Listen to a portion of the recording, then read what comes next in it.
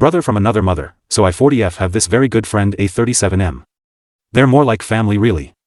My long-term partner 45M is aware of the nature of our relationship and is totally okay with it, being supportive of the decision to let her have the couch temporarily. They are also good friends. The couch is often offered to folk that need a place to sleep, and the term is seldom longer than 2 weeks. The offer to pitch a tent or set up a camper in our large yard is always there as well. We have just one simple rule. You don't get obviously inebriated, drunk or stoned off illegal substances, while here because I do have 2 children living here 95% of the time. We are 420 friendly but do not drink. Nor do we have a problem with occasional recreational drinking. About 2 weeks ago A called me very upset. His long-term romantic relationship disintegrated overnight and abruptly, and he needed a place to sleep. Now, we're pretty crowded with 4 people in a 2-bedroom, but we offered our very comfy, community couch, and a rare bedroom when my children were at their father's house. We laid down our one rule, no getting stupidly/obviously inebriated while here, and that A had up to a month free of rent to find someplace to live. Unfortunately there's a housing crisis going on, and to get an apartment or even a room you have to constantly apply, and have minimum first month rent plus damage deposit ready to go. Which he was doing and had. Well, he met a girl and the shit has hit the fan. Suddenly he's not looking for a place because A is spending all his time and money on her. The woman is also homeless at this time and living in a shelter temporarily. They've been drinking more and more, 5 quarts in 3 days because she drinks. It's gotten extremely awkward, because 4 days ago they tried to have sex loudly on my couch in a tiny crowded house. I have teenagers who don't need to see or hear uncle drunkenly banging some drunk chick on our couch. I'd set up our huge tent outside for them, which was not a cheap purchase, and even borrowed a camper from a fella we had helped before in case it rained. The tent is now wrecked because they broke a pole and it ripped right through the side of the tent. The camper is already trashed after just 2 nights. The vomit in there yesterday was alarming. Which was why it was locked yesterday. It is my responsibility to clean before returning. Which will be returned today because I'm not going to be on the hook for damages or continue to clean that up. Not even for him, but my security cam shows them stumbling around, in and out of the locked camper before literally diving onto the tent. Not into. On top of. I'm a bit worried about what I'll be cleaning today. This is on top of being woken up multiple times nightly by them stumbling into my house to use the bathroom, falling over, vomiting, and if he pays me for a replacement tent, it will be at least another month before he can save enough for an apartment. I certainly can't afford to replace it. And my family is supposed to go camping next weekend. Which has to be cancelled now as we no longer have a working tent. His vehicle is not legal as he let it lapse because he's too busy drinking and messing with this new woman. So at this point he's also risking losing his vehicle, making his situation and ours worse. I'm furious. She's been here for 5 days with him. He's been here 13. That first week was great. Crowded, but no problems. I'm genuinely happy he's found someone, but at the same time it's extremely frustrating having my home and family disrespected like this daily for some drunken piece of ass, by someone who literally calls themselves my brother from another mother. He's also not working because she's always here. Nor is he looking for an apartment or alternate accommodations. And no, we're not getting any rent or compensation. That's not why we offered the couch. It's just an old comfy couch that's been well used by people who needed a temporary safe space. I've known this guy for over 20 years. We've always had this sibling-like bond from day one. Never once did we ever have a problem. Until now. I'm about to lose on him. I shouldn't have to remind someone, a grown man at that, daily that we don't want drunk people here and that this was our only rule for a free place to crash. Why? My kids have watched their addict father struggle with this crap for years, they don't need to see it here too. This is their home and safe space. Which is why it's literally our only rule. I have reminded him that this isn't going to be a permanent place to stay. Especially given the drunkenness. And that his time is running out because, again, we can't house him permanently. I worked my ass off and still do because I bought my house over a decade ago to have our own space and so we would not have to deal with drunks and addicts in our former apartment complex, not to deal with drunken people at my home. My family room is also my office and work area, so being a room down isn't easy either. Because you can't be in there with them. I've actually been asked to leave my family room to give them privacy. Once in a while I won't mind. But I've been basically banned from my own damn workspace for 4 days now. On one hand I feel like the easy solution is to sit him down and tell him it's time to go. But if I do that I'm risking losing someone I consider more of a brother than a friend. Especially when he's drinking like this, which isn't normal for him. I'm not his mama and really shouldn't have to say anything, but after 5 days it's more than enough. And we can't exactly tell him to go while he's drunk either. Or boot him out with nothing but an illegal vehicle. We can, but it would kinda go against our own personal rules. No unnecessary harm, no unnecessary drama, no unnecessary anger, good karma. We're not hippies.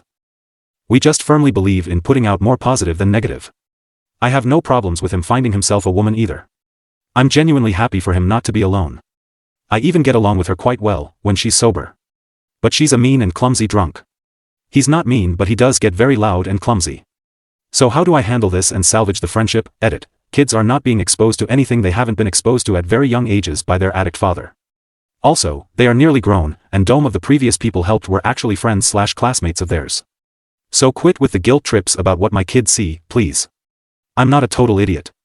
Just someone who couldn't see the situation for what it really is apparently. Update, we all sat down, first the kids 15 and 17, my partner and myself. We talked about what happened. Neither kid noticed anything other than me being in a terrible mood this morning. OPV tends to do that to me. Other people's vomit. The kids trust our decision that we needed to have a serious chat with A, and that it may result in him leaving and likely being angry. Both kids promised to stay out of it and went for ice cream. We sat down with A and said flat out either the alcohol goes or he does. Starting immediately. I never saw him like that before. Like he just lost his best friend, cliché as it sounds. But he understands. He's gone to the back lot for the night to think about what his choice is. I think he's going back there to finish off his whiskey, but hope I'm wrong. I'll let it go for tonight only. I know what you're thinking, but this is the very last of last chances. If I find out tomorrow he did go back there to drink, we do have security cameras because, well, sometimes we need them. He won't be allowed back other than a short visit or barbecue. If he's sober. I don't want to look tonight. I literally can't do more of this today. I never even realized I broke my own rules. Thank you for pointing it out. Sincerely. I don't know how long I would have let it go on otherwise. Update 2, I no longer have a brother from another mother. I didn't update yesterday because, to be blunt, I was crushed. I don't have any extended family I can count on. Oh, was it, other than my partner and kids? When I checked the trail/security cam the yesterday morning, I saw a drinking all night long on the back lot. Drinking, hitting trees, stumbling, yelling/crying. I'm glad my cams don't have audio because it looked brutal. I'd like to say he came to the house sober after he got it out of his system, but I found him passed out in vomit halfway to the back lot. People of Reddit, you're right. I can't help him at this point without compromising my own rules and family's safety. No unnecessary harm, no unnecessary anger, and no unnecessary drama. When we confronted him about the abuse of our hospitality, things got very ugly. We both said things that we shouldn't have. Or at least I did. I'm not sure if he's in any state to remember, let alone regret what he said. But I told him this wasn't the brother I knew and loved, and that I don't want this person in my life. I shouldn't have done that, or at least worded it more carefully. He replied that I never was his sister, that he just felt sorry for me as I'm just someone who is too stupid to see nobody else like them. I was useless, and only making people's lives worse. I'm a useless person who uses other people to make myself feel useful.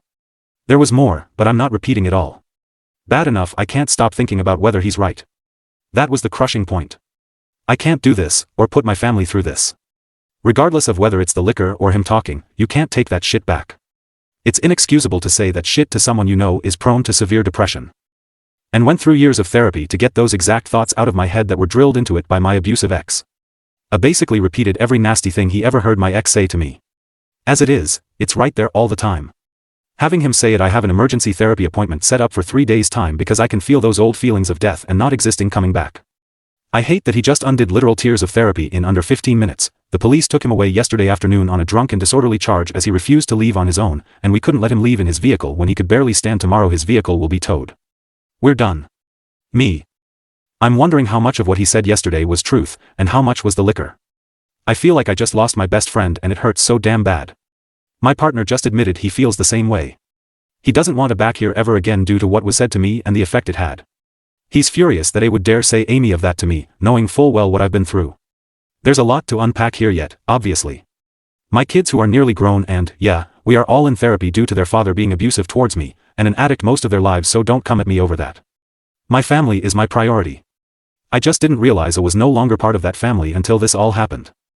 They are taking it very well. Better than I am, anyways. They repeated back to me what I've said to them many times: you can only help someone who wants to be helped. They have their usual moments of idiocy, but then obviously so do I. As we all do. They're assuring me that it was the liquor talking, but they were too young to remember how bad it was when we left their dad. I hate this. Every piece of it. But you were all right. He wasn't my brother after everything that went down. Friends wouldn't put friends in that situation once, let alone for 5 days. Update 3, hopefully the last one. Also posted in comments as I'm tired and posted there instead of here. It's not quite 8 AM here. The police dropped A off around 10 p.m. to pick up his vehicle, which was to be towed today. With our permission. A was sober and extremely apologetic. We've been talking half the night, and I'm just updating, before I head tiredly to work. The problem wasn't just alcohol. The bastard was smoking crystal meth on my property. Purchased and brought here by her. I can't look at him the same way as I did before. I just can't. Not after what he did and said to me. My family supports my decision 100%, it doesn't remember any of it, or so he says, but when my partner told him what was said and done. I got very pale and just got up to go. Li stopped him and asked him what that look was for. Because I've seen it before and it never ended well. Last time I saw that look, he ran his car off the road in what I suspect was a suicide attempt, but I never had the courage to ask. But now I realize that I'm not equipped to help him, he needs professional help, not a place to crash and spiral. He seems to genuinely regret everything. He won't be back here, though. Likely not ever. He did sleep on the couch last night, but it's the last time and was only allowed because he was sober, and it was 3 a.m. by the time we all finished talking. He just left for the very last time with a full belly and heavy heart. I'm going to miss the him he used to be. Very much. But I'm oddly okay with this, and I'm actually very glad we got to talk. It feels like a huge weight has been lifted off my shoulders. I felt so guilty I couldn't help him. Now I know for sure that it wasn't from lack of effort on my part. We all agreed, including the kids who were present, my partner weren't about to leave him alone with me again. That it's best if we part ways permanently because I can't look at him without hearing my ex's words out of his mouth. In my effed up head. He and my ex are now one and the same.